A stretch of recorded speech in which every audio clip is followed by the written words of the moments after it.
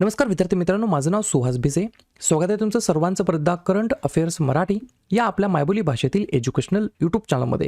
विद्यार्थी मित्रांनो, आज आहे 19 मार्च 2026. आजच्या दिवसाचे जेवढेही चालू घडामोडीचे महत्त्वाचे टॉप प्रश्न बनत असतील ते सर्व प्रश्न आपण या व्हिडिओच्या माध्यमातून पाहणार आहोत. तरी सर्वप्रथम आपण जर नवीन असाल, पहिल्यांदा या चॅनलवरील व्हिडिओ पाहत असाल तर चॅनलला या ठिकाणी अवश्य सबस्क्राईब सुद्धा करून घेऊ शकता. ठीक आहे, चला तर मग आपण आजच्या व्हिडिओला सुरुवात करूया. त्या अगोदर आज आहे गुढीपाडवा, बरोबर. तर या ठिकाणी गुढीपाडवा आणि हिंदू नववर्षाच्या सर्व विद्यार्थ्यांना माझ्याकडून आणि करंट अफेअर्स मराठी टीमकडून हार्दिक हार्दिक शुभेच्छा. ठीक आहे, या ठिकाणी कालचा जो काही व्हिडिओ होता त्याच्यामध्ये जो काही शेवटचा प्रश्न विचारला होता त्या प्रश्नाचं उत्तर जाणून घेऊया व्हिडिओ सुरू करण्याच्या अगोदर. प्रोजेक्ट गंगा हा जो काही प्रोजेक्ट गंगा आहे तो कोणत्या राज्यामध्ये सुरू करण्यात आलेला आहे? तर बऱ्याच विद्यार्थी मित्रांनी अगदी योग्य उत्तर टाईप करून सांगितलं आहे. पर्याय क्रमांक सी उत्तर प्रदेश हे या प्रश्नाचं योग्य उत्तर असणार आहे. तर उत्तर प्रदेश राज्याच्या अंतर्गत या ठिकाणी प्रोजेक्ट गंगा या ठिकाणी सुरू करण्यात आलेला आहे, ज्याच्या मागचा उद्देश 2 ते 3 वर्षामध्ये 20 लाखांहून अधिक ग्रामीण घरांना हाय स्पीड ब्रॉडबँड कनेक्टिव्हिटी देणे या उद्देशाने या ठिकाणी प्रोजेक्ट गंगा सुरू करण्यात आला आहे उत्तर प्रदेश राज्याच्या अंतर्गत. ठीक आहे, आता पाहूया विद्यार्थी मित्रांनो प्रश्न क्रमांक पहिला. टोटल संपूर्ण व्हिडिओमध्ये 12 प्रश्न असतील. सुरुवातीपासून शेवटपर्यंत व्हिडिओ प्रामाणिकपणे पाहण्याचा प्रयत्न करा. एक एक प्रश्न महत्त्वाचा आहे, तुम्ही कोणत्याही परीक्षेची तयारी करा. प्रश्न क्रमांक पहिला काय आहे? ऑपरेशन थंडर नावाचे ऑपरेशन कोणत्या 2 आंतरराष्ट्रीय संघटनांनी चालवले आहे? प्रश्न क्रमांक पहिल्याचं योग्य उत्तर आहे पर्याय क्रमांक डी, इंटरपोल आणि जागतिक सीमाशुल्क संघटना, बरोबर. तर या 2 संघटनांनी या ठिकाणी ऑपरेशन थंडर नावाचं ऑपरेशन या ठिकाणी या संघटनांनी चालवलेलं आहे. पॉइंट लिहून घ्या. ऑपरेशन थंडर ही 134 देशांमध्ये वन्यजीव तस्करी विरोधामध्ये राबवली जाणारी एक मोठी ग्लोबल लेवलचे कॅम्पेन आहे, जागतिक लेवलची एक मोहीम आहे. तर इंटरपोल आणि जागतिक सीमाशुल्क संघटना या 2 संघटनांनी चालवले हे ऑपरेशन आहे, ज्याचं नाव आहे ऑपरेशन थंडर. ठीक आहे, पुढचा प्रश्न क्रमांक दुसरा. भारतातील कोणते बंदर डिजिटल ट्विन इनिशिएटिव्ह सुरू करणारे पहिले बंदर ठरलेले आहे? बंदर म्हणजे काय? पोर्ट, बरोबर. 2 नंबरच्या प्रश्नाचं योग्य उत्तर आहे पर्याय क्रमांक सी, VO चिदंबरनार बंदर. काय? VO चिदंबरनार बंदर हे बंदर या ठिकाणी भारतातील या ठिकाणी हे बंदर डिजिटल ट्विन इनिशिएटिव्ह सुरू करणारं पहिलं बंदर ठरलं आहे, ज्याच्या मागचा उद्देश बंदराचे व्यवस्थापन अधिक स्मार्ट, कार्यक्षम आणि डेटा आधारित करणे. याच्यामुळे फायदा काय आहे? तर या प्रणालीमुळे बंदरातील रिअल टाइम परिस्थिती समजण्यासाठी, निर्णय प्रक्रिया वेगवान करण्यासाठी आणि परिचालन कार्यक्षमता वाढवण्यासाठी मदत होईल. पर्याय क्रमांक सी, VO चिदंबरनार बंदर हे या प्रश्नाचं योग्य उत्तर असणार आहे. प्रश्न आहे एखाद्या प्रथम घटनेबद्दल, तर बाकीच्या प्रथम घटनांवरती चर्चा करूया. लिहून घ्या. बायोबिटुमेनचे व्यावसायिक उत्पादन करणारा पहिला देश भारत. भारतातील पहिला जैव आनंदी जिल्हा केईपन्योर, अरुणाचल प्रदेश. पहिले एकात्मिक खाजगी उपग्रह उत्पादन युनिट सानंद. ज्येष्ठ नागरिकांसाठी स्वतंत्र ज्येष्ठ नागरिक बजेट सादर करणार राज्य केरळ. पहिले AI सक्षम विद्यापीठ चौधरी चरण सिंग विद्यापीठ मेरठ. पहिले electric truck battery swapping station Sonipat. पहिला वन्यजीव सुरक्षित रस्ता NH45 वरती मध्य प्रदेशमध्ये. पहिला डिजिटल आदिवासी स्वातंत्र्य सैनिक संग्रहालयाचे उद्घाटन छत्तीसगडमध्ये. पहिले PPP medical college Madhya Pradesh. पहिले स्वदेशी MRI स्कॅनर कोठे विकसित करण्यात आलं? तर बेंगलोरमध्ये वोक्सल ग्राइड्स कंपनीच्या माध्यमातून. पुढचा प्रश्न क्रमांक तिसरा. World para athletics grand prix 2026च्या पदक तालिकेमध्ये कोणता देश प्रथम आलेला आहे? 3 नंबरच्या प्रश्नाचं योग्य उत्तर आहे पर्याय क्रमांक बी, भारत हे या प्रश्नाचं योग्य उत्तर असणार आहे. तर भारत हा देश या ठिकाणी world para athletics grand prix 2026च्या पदक तालिकेमध्ये प्रथम स्थानी आलेला आहे आपला प्यारा भारत देश. भारताने एकूण या ठिकाणी 208 मेडल्स जिंकलेले आहेत, बरोबर. त्या 208 मध्ये 75 सुवर्ण पदके आहेत, 69 रौप्य पदक आहेत आणि 64 कांस्य पदक आहेत. आणि ही जी काही world para athletics grand prix झाली होती 2026ची आवृत्ती, तर ती नवी दिल्ली या ठिकाणी आयोजित करण्यात आलेली होती. पुढचा प्रश्न क्रमांक चौथा. कनेक्टेड इन्फ्रास्ट्रक्चरचे संरक्षण करण्यासाठी डिलॉइटने सुरू केलेल्या भारतातील पहिल्या सायबर सुरक्षा सुविधेचं नाव काय आहे? 4थ्या नंबरच्या प्रश्नाचं योग्य उत्तर आहे पर्याय क्रमांक ए, कनेक्ट सेफ. काय? कनेक्ट सेफ असं या ठिकाणी कनेक्टेड इन्फ्रास्ट्रक्चर संरक्षण करण्यासाठी डिलॉइटने सुरू केलेल्या भारतातील पहिल्या सायबर सुरक्षा सुविधेचं नाव आहे. 2 पॉइंट लिहून घ्या. डिलॉइट इंडियाने कनेक्ट सेफ सुरू केलं आहे, जी मानवी जीवन आणि महत्त्वपूर्ण पायाभूत सुविधांच्या संरक्षणावर लक्ष केंद्रित करणारी भारतातील पहिली सायबर सुरक्षा सुविधा आहे. दुसरा पॉईंट, या उपक्रमामुळे सायबर सुरक्षेचे लक्ष डेटा संरक्षणावरून बदलून जोडलेल्या कार्यप्रणालींच्या सुरक्षिततेकडे वळते. क्लिअर. पुढचा प्रश्न क्रमांक 5.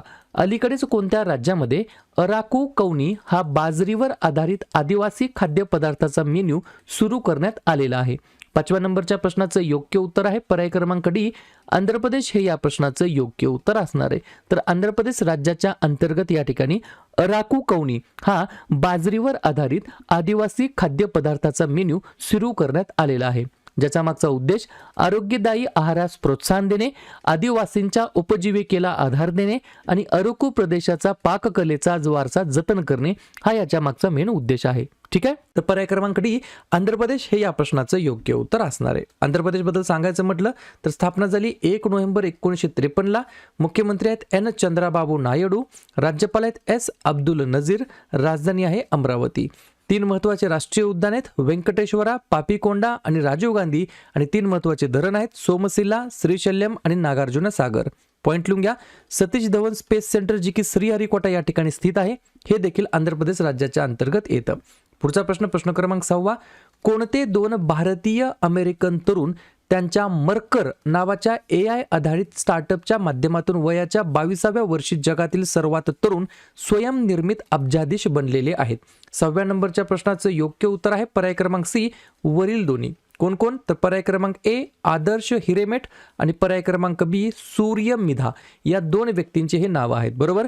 तर वयाच्या 22व्या वर्षी जगातील सर्वात तरुण स्वयंनिर्मित अब्जाधीश या ठिकाणी बनलेले आहेत. हे या ठिकाणी कोण आहेत? तर मर्कर नावाच्या AI आधारित स्टार्टअपच्या माध्यमातून या ठिकाणी त्यांची ही कंपनी आहे. ठीक आहे. प्रश्न आहे AI संदर्भात, तर बाकीच्या AI बद्दल आपण एकदा रिव्हिजन टाकूया. जनरेटिव्ह AI प्लॅटफॉर्म टोपाज विकसित केला आहे इन्फोसिसने. रशियाच्या AI चॅटबॉटचं नाव आहे गिगाचॅट. गुगल AI चॅटबॉटचं नाव आहे Bard. Artificial intelligence global forum भरवण्यात आलं सेवलमध्ये. मायक्रोसॉफ्टच्या मदतीने AI आधारित प्रोजेक्ट फार्म वायब्स हे या ठिकाणी सुरू करण्यात आलं महाराष्ट्रामध्ये. पहिले AI समर्पित विशेष आर्थिक क्षेत्र कोठे प्रस्तावित? नया रायपूरमध्ये. जगातील पहिले AI रेस्टॉरंट दुबई. पहिला AI युक्त जिल्हा सिंधुदुर्ग. AI सह रोबोटिक धडे देणारी पहिली जिल्हा परिषद शाळा केळशी, दापोली, रत्नागिरी या ठिकाणी. पहिली कृत्रिम बुद्धिमत्ता संचालित अंगणवाडी महाराष्ट्रामध्ये नागपूर या ठिकाणी. आदिवासी भाषांसाठी भारतातील पहिले AI शक्तिशाली अनुवादक आदिवाणी. तर भारतातील पहिले AI चालित अँटी ड्रोन पेट्रोल व्हेकल कोणी विकसित केलं आहे? तर इंद्रजालने. पुढचा प्रश्न क्रमांक 7. 12वी आशियाई आणि पॅसिफिक प्रादेशिक परिषद 2026 कोठे आयोजित करण्यात आलेली होती? 7व्या नंबरच्या प्रश्नाचं योग्य उत्तर आहे पर्याय क्रमांक बी, नवी दिल्ली हे या प्रश्नाचं योग्य उत्तर असणार आहे. तर नवी दिल्लीमध्ये या ठिकाणी विद्यार्थी मित्रांनो 12वी आशियाई आणि पॅसिफिक प्रादेशिक परिषद आयोजित करण्यात आलेली होती. प्रश्न आहे एखाद्या परिषदेबद्दल, तर बाकीच्या झालेल्या आणि होणाऱ्या वेगवेगळ्या ज्या काही परिषदा असतात ज्याला आपण इंग्रजीमध्ये म्हणतो समिट्स, बरोबर, तर या कोठे आयोजित करण्यात आलेल्या त्याच्यावरती चर्चा करूया. COP 33 2028 मध्ये होणार आहे भारतामध्ये. 2026 मध्ये ब्रिक्स शिखर परिषद भारतामध्ये. बॉन हवामान बदल परिषद 2025 जर्मनीमध्ये. 7वे हेलिकॉप्टर आणि लघु विमान शिखर परिषद पुण्यामध्ये. पहिला आसियान भारत क्रूज संवाद चेन्नईमध्ये. क्वाड 2025 ची बैठक भारतामध्ये. ग्रीन हायड्रोजन समिट 2025 आंध्र प्रदेशमध्ये. AI इम्पॅक्ट समिट 2026 भारतामध्ये. 25वा शांघाय शिखर परिषद चीनमध्ये. आंतरराष्ट्रीय तांदूळ परिषद भारतामध्ये. 8वी आंतरराष्ट्रीय सौर आघाडी असेंब्ली नवी दिल्लीमध्ये. आणि AI इम्पॅक्ट समिट 2025 उत्तराखंडमध्ये आयोजित केला जाणार आहे. पुढचा प्रश्न म्हणजेच केलेला आहे. 8व्या नंबरचा प्रश्न लिहून घ्या. संस्कृती मंत्रालयाने भारताच्या हस्तलिखित वारशाचे मॅपिंग करण्यासाठी किती महिन्यांसाठी देशव्यापी सर्वेक्षण सुरू केलेलं आहे? तर पर्याय क्रमांक ए, 3 महिन्यांसाठी या ठिकाणी विद्यार्थी मित्रांनो संस्कृती मंत्रालयाने भारताच्या हस्तलिखित वारशाचे मॅपिंग करण्यासाठी 3 महिन्यांसाठी देशव्यापी सर्वेक्षण सुरू केलेलं आहे. पॉइंट लिहून घ्या.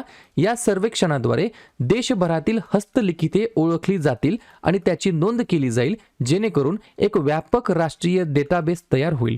क्लिअर. तर पर्याय क्रमांक ए, 3 महिन्यासाठी हे या प्रश्नाचं योग्य उत्तर असणार आहे. पुढचा प्रश्न क्रमांक 9. आंध्र प्रदेशचे मुख्यमंत्री एन चंद्रबाबू नायडू यांनी अमरावतीमध्ये कोणत्या स्वातंत्र्य सैनिकाच्या 58 फूट उंचीच्या बलिदानाच्या पुतळ्याचे अनावरण केलेले आहे? 9व्या प्रश्नाचं योग्य उत्तर आहे पर्याय क्रमांक डी, पोटी श्रीरामुलू असं त्यांचं नाव आहे. काय नाव आहे? पोटी श्रीरामुलू असं त्यांचं नाव आहे. आंध्र प्रदेशचे मुख्यमंत्री एन चंद्रबाबू नायडू यांनी अमरावतीमध्ये या आपल्या पोटी श्रीरामुलू या स्वातंत्र्य सैनिकाच्या 58 फूट उंचीच्या बलिदानाच्या पुतळ्याचे अनावरण केलेले आहे. ठीक आहे. पुढचा प्रश्न क्रमांक 10. MP बिर्ला स्मृती पुरस्कार कोणत्या शास्त्रज्ञाला प्रदान करण्यात आलेला आहे? 10व्या नंबरच्या प्रश्नाचं योग्य उत्तर आहे पर्याय क्रमांक सी, यशवंत गुप्ता असं त्यांचं नाव आहे. काय नाव आहे? यशवंत गुप्ता असं त्यांचं नाव आहे. MP बिर्ला स्मृती पुरस्कार या ठिकाणी या शास्त्रज्ञाला प्रदान करण्यात आलेला आहे. पॉइंट लिहून घ्या. रेडिओ खगोलशास्त्रातील त्यांच्या अग्रणी योगदानाबद्दल आणि वैज्ञानिक संशोधनातील नेतृत्वाबद्दल त्यांना या पुरस्काराने सन्मानित करण्यात आलं आहे. ठीक आहे. प्रश्न आहे एखाद्या पुरस्काराबद्दल, तर जाता जाता बाकीचे जे काही नवनवीन पुरस्कार प्राप्त व्यक्ती आहेत त्यांच्यावरती चर्चा करून जाऊया. वर्षातील सर्वोत्तम ग्रीन ट्रान्सपोर्टर पुरस्कार देण्यात आला दिल्ली मेट्रोला. सर्वात प्रभावशाली पर्यावरणवादी पुरस्कार देण्यात आला आचार्य प्रशांत यांना. 2024चा मातृभूमी साहित्य पुरस्कार देण्यात आला सारा जोसेफ यांना. बाल साहित्य पुरस्कार 2025 सुरेश सावंत यांना. 2025चा मानसिक आरोग्य पुरस्कार सायमा वाजेद यांना. चिंता रवींद्रन पुरस्कार 2025 शरण कुमार लिंबाळे यांना. टर्नर पुरस्कार 2025 नेना कालू यांना. नृत्य कलानिधी पुरस्कार 2026 उर्मिला सत्यनारायणन यांना. सुभाषचंद्र बोस आपत्ती व्यवस्थापन पुरस्कार 2026 सीता अशोक शेळके यांना. विली रिसर्च हिरोज पुरस्कार 2025 डॉक्टर चंद्रकांत लहरिया यांना. CEO ऑफ द इयर पुरस्कार समीर कनोडिया यांना. MP बिर्ला स्मृती पुरस्कार यशवंत गुप्ता यांना. पुढचा प्रश्न क्रमांक 11. दरवर्षी इस्लाम द्वेष विरोधी आंतरराष्ट्रीय दिवस केव्हा साजरा केला जात असतो? तर पर्याय क्रमांक बी 15 मार्चला दरवर्षी. पॉइंट लिहून घ्या. जगभरामध्ये वाढणाऱ्या इस्लाम विरोधी भावना, इस्लाम फोबिया, भेदभाव आणि हिंसाचाराबद्दल जागरूकता निर्माण करणे या उद्देशाने इस्लाम द्वेष विरोधी आंतरराष्ट्रीय दिवस 15 मार्चला या ठिकाणी साजरा केला जात असतो. शेवटचा प्रश्न. सुजल गाव ID उपक्रम कोणत्या प्रमुख कार्यक्रमाअंतर्गत सुरू करण्यात आलेला आहे? 12व्या नंबरच्या प्रश्नाचं योग्य उत्तर आहे पर्याय क्रमांक ए, जल जीवन मिशन हे या प्रश्नाचं योग्य उत्तर असणार आहे. तर जल जीवन मिशन या प्रमुख कार्यक्रमाअंतर्गत सुरू करण्यात आला आहे सुजल गाव ID उपक्रम. बरोबर. तर या ठिकाणी हे सुजल गाव ID हे ग्रामीण नळ पाणी पुरवठा मालमत्तेचे संपूर्ण डिजिटल मॅपिंग करण्यासाठी वापरले जाणारे एक योजना आधारित अद्वितीय डिजिटल ओळखपत्र आहे. क्लिअर. तर अशा प्रकारे या ठिकाणी या कार्यक्रमाअंतर्गत सुरू करण्यात आला आहे सुजल गाव ID उपक्रम जल जीवन मिशन अंतर्गत. क्लिअर. तर अशा प्रकारे विद्यार्थी मित्रांनो हे होतात 12 प्रश्न. उपक्रम, कंटेंट, हा जो काही प्रयत्न आपण सुरू केलाय मराठी भाषेमध्ये कसा वाटतो अवश्य कमेंट करत चला. आणि तुमच्यासाठीचा आजचा खास प्रश्न. कवी आणि गीतकार R वैरामुथू यांची कोणत्या भाषेतील साहित्यातील योगदानाबद्दल 60व्या ज्ञानपीठ पुरस्कारासाठी 2025 साठी निवड झालेली आहे? मराठी, तमिळ, तेलुगू की कन्नडा? तर ज्या पण विद्यार्थ्यांनी या प्रश्नाचं योग्य उत्तर येत असेल त्या प्रश्नाचं उत्तर तुम्ही कमेंट बॉक्समध्ये देण्याचा प्रयत्न करा. प्रश्नाचं उत्तर चुकू द्या, बरोबर येऊ द्या, काहीच हरकत नाही. या ठिकाणी प्रश्नाचं उत्तर चुकू द्या, बरोबर येऊ द्या, काहीच हरकत नाही. ट्राय करणं, प्रयत्न करणं हे सर्वात जास्त महत्त्वाचं आहे.